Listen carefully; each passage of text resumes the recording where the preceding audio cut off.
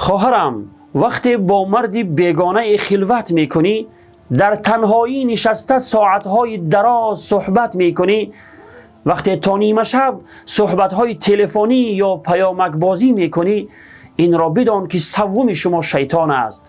بسیار دخترهایی بودند که بعد چنین خلوتها ناموس خود را از دست دادند و بی آبرو شدند و حالا دست به دست مردان فاسق شدند.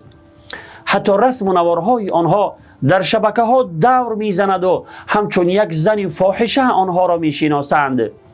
خواهرم، با آبروی پدر و برادرانت بازی مکن، آبروی ملت را نریزان.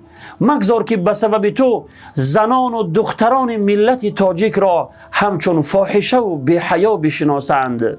یادمان باشد که کیش ما چه بود، آتش و آتش پرستی در سجود.